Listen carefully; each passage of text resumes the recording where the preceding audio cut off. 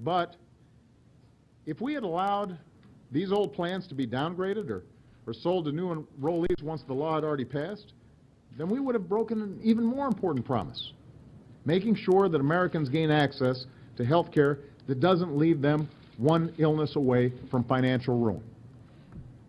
So the bottom line is that we are making the insurance market better for everybody. And that's the right thing to do. Absolutely. You tell them, Dr. Obama, whatever you say, whether you want us to bring our kid in for a breathalyzer if they have an asthma attack, or whether you want us to have our leg cut off by the greedy doctor who won't treat the diabetes, or have our kids' tonsils taken out by the greedy doctor who won't treat the sore throat. You tell them, Dr. Obama. Joining us now, ladies and gentlemen, as we welcome you back to the Steve Malzberg Show, is Bill Lawrence. Bill is a former owner of a car wash franchise in Texas, who has sold his entire business. And once again, I think for that we could say thank you, Dr. Obama. Hello, Bill. Hi, Steve. How are you? I'm good. Thank you for coming on. I really appreciate it. Tell us your story. How big was your business, and how long did you have it? Well, Steve, I'll give you a little background. I started the company 22 years ago here in Houston, Texas. We built a large car wash that catered really to a very upscale clientele.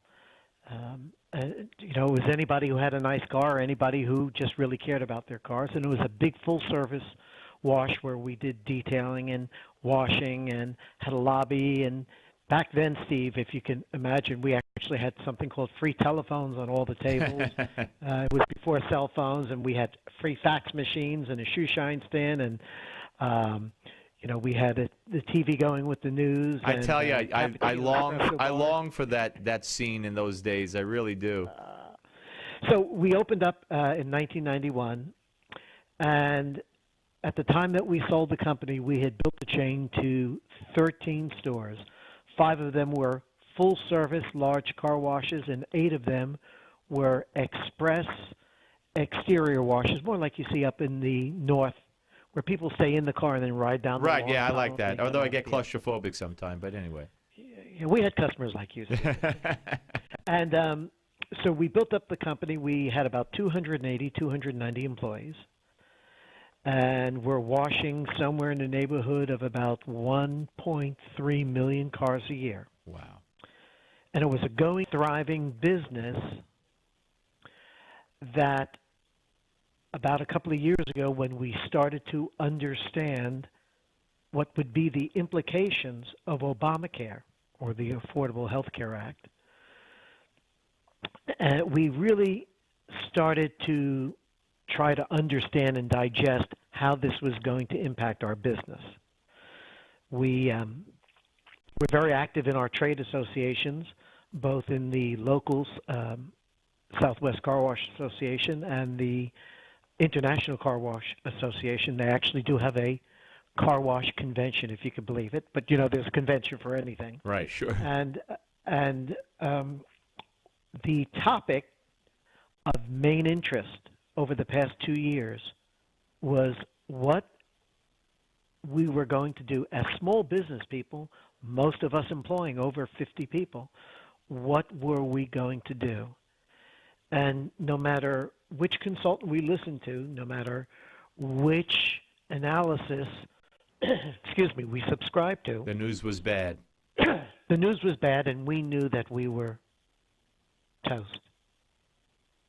Well, go ahead. In our particular instance, since I can't really speak to anybody else's business, our demographic of our work population consisted of management, 35 managers or so, about 6 office clerical, sales staff, and some cashiers. And then we had about 200 production line people. These were production associates. It's an entry-level job.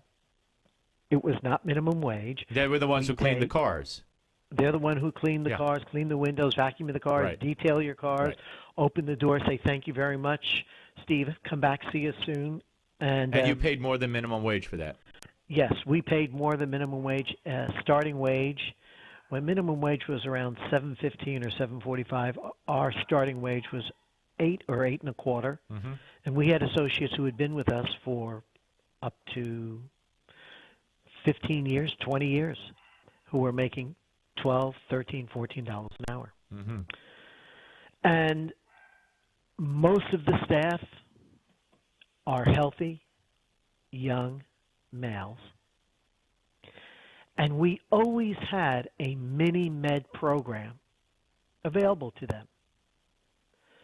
And out of the 200, Steve, and don't quote me, I'd say we never got more than 12 to 14 people that wanted the plan. And a mini-med is kind of a basic, bare bones, if you will, limited medical plan? Yes, one where you pay a minimum contribution, Right. And again, you know, it's kind of removed from me. We had an HR woman who worked with us for many years, who handled most of it, and she would know all the details. But I think we paid for about 75% of it, and it was a very small contribution. And they didn't want it. Most of them didn't want it. No, they did. They're healthy. Right. They are working hard to send money back to their home country. Right. And when we finally digested what was going to happen to us, we had an option. It was either don't provide health insurance and pay a $2,000 per person penalty, provide a plan. And that's about 400 grand. And yes, Yeah. you know, no matter what calculator, what calculator you use, you know, you take $2,000 times, you know. Yeah, I went to school employees. at New York City's public schools when they were still good. You could tell right away, right? That's right. You were a quick study, or some combination thereof. We decided that we would try to offer them health insurance, everybody health insurance, and we tried to design a plan that would meet the minimum thresholds of affordability. And there's a calculation where you can't be more than 9.1% of their annual income. But it didn't matter how you sliced and diced it. It was going to cost us whether we provided the health insurance for everybody. Or not, yeah. Or not, or whether they went into the exchanges and we paid the penalty.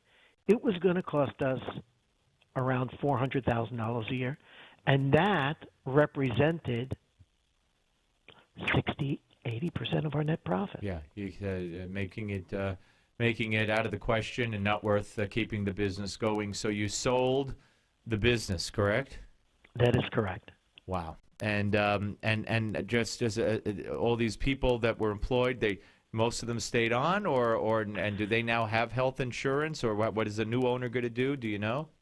Well, I don't know specifically. I do not speak to them on a day-to-day basis.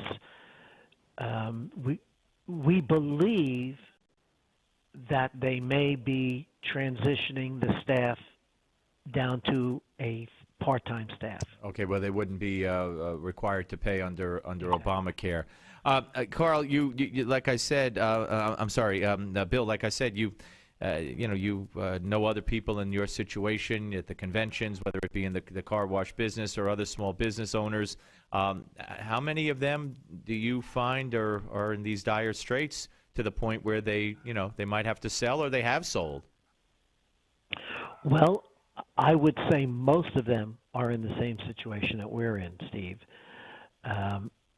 You know, it depends upon your business model. If you own a chain or you own car washes that consist primarily of the express model, where it's a very low labor model where you might only have 2 or 3 workers working, then if you've got 4 or 5 people working at a site, to pay $10,000 a year, whether it be in premiums or insurance or fines or penalties, it might be a good business decision to do. But when you've got such a large staff with such slim margins, you just can't make it work.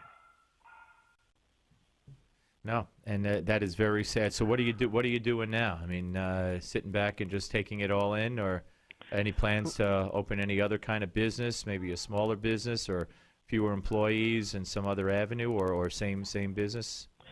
Well, to be honest with you, I would not venture into the business world again until something happens that changes the climate in this country and the attitude of government towards small business. Yeah. I got to tell you, first of all, your voice, in your voice itself, sounds a little like Donald Trump. Your presentation, your speech pattern also sounds a little bit like Donald Trump. I don't think none of us have Donald Trump's kind of money, but I got to tell you, this or is his hair, for that matter. well, that's another issue altogether. But Bill, it's a sad story. It's a story that needs to be told. It's a story that needs to get out there. And all the other Bill Lawrences that are out there that are in the same boat or are finding themselves in the same position, either have sold or will sell or have to sell, they need to come forward. They need to contact their Congress people. And for crying out loud, the Republican Party needs to, just like Obama constantly has these human props behind him, they need to hold press conferences, too, on the Capitol steps and have people like you behind them and speaking up at the microphone, talking about how Obamacare has destroyed your business and destroyed the employment for so many people. It's a sad story, but I'm glad you were able to tell it to us, Bill. Steve, if I could say just one more sure. thing, if you got a minute. Yeah, go ahead. That's the climate that business people are facing. And sometimes what the untold story is, you see some of the numbers and you hear about it. Most businesses are going to react, as we've seen in the news, by reducing their staff to part-time status. And they leave the story there, and they don't do the continuation of that story, which is something that we couldn't do. In the end, I did not have the heart to look at my associates and tell them that this was how I saw their life transitioning once they became a part-time employee. Right, because it's going to put an economic squeeze on all of those people, and their lives are going to be affected negatively for years and years to come, or they got to go get another job or whatever. And then what happens to the quality of their life when they're now having to hold down two jobs? Right. What happens to the quality of the work output I was just going to say, their employers? I was just going to say the quality of their life and the quality of the work they do for you, it has to go down because they're now working another job. It is sad, Bill. It is very sad, and America, I think, is starting to wake up. But thank you for talking to us, and stay in touch. My pleasure. Thank you. Bill Lawrence, my pleasure, too. Former owner of a car wash franchise in Texas who had to sell his business because of Obamacare, because it was going to cost him $400,000, whether he gave him the insurance or paid the penalty. Either way, darned if he did and darned if he didn't. But you know what Obama would say: you didn't build that business. You spread the wealth around. You don't need that. So get 60% less profits. You don't need all that money. Why should you have that money? All right, folks, we're coming back. Kyle Smith of the New York Post joins us to discuss Obama on the Steve Malzberg Show, Newsmax TV and radio.